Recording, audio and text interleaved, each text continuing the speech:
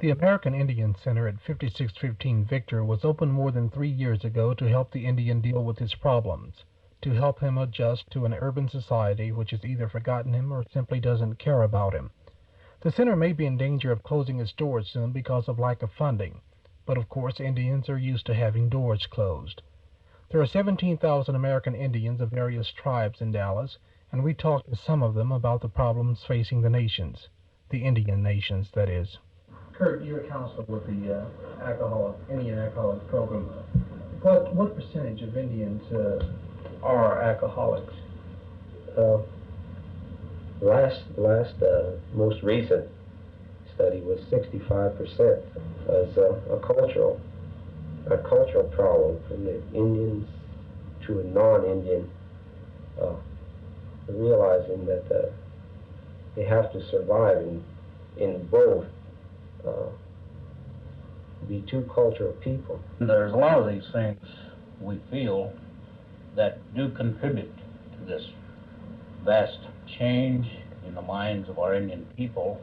Consequently, a good many of them find the nearest bar or place, tavern, something like that, where they have a means of communication with other Indians who might gather at the same place. What about housing and jobs in Dallas and elsewhere? Well, a lot of the Indians come here unskilled, and if they come on the BIA program, they're put in training schools and education programs, and sometimes this is not the type work that they are suited for, and as a consequence they have a hard time finding a job. Apply for a job, they don't look any further than past affiliations, and since they happen to be with Indian organizations, they say, you're overqualified. They can't say you're underqualified anymore, so no, you're overqualified. To get housing, well, we're sorry, but we're all full. We try to help people find jobs and find housing, and there is discrimination, much as I don't like to say that, it's there. Are there books now, except for the noted ones, the 2 or 3 that I can think of, but are there general history books about various tribes that we can get a hold of? Because I've looked for them and I haven't found them. Well, like the Dallas Independent School District with their multicultural curriculum, you'll find they have qualified blacks to do the black studies and qualified Chicanos, but they didn't look for any Indians. They have a white anthropologist. Well, has anyone confronted Dr. Estes or anybody at the school district about this? Yeah. What was his reaction? They're looking.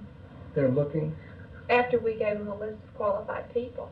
Well, what about the whole Wounded Knee situation right now? I support it. I'm from South Dakota, and I've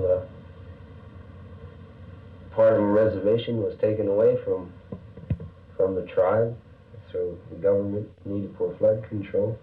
Moved to North Dakota, a reservation that had to be taken for flood control and pushed into another. And I know that those in Pine Ridge got some legitimate gripes.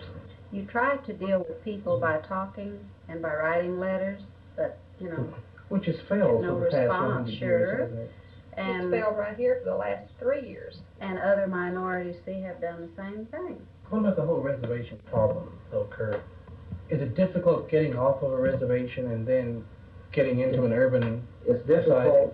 It's not difficult to get off. We got the BIA and training or job placement. But making the change from the reservation to the city is hard. And this is why the Indian Center is important.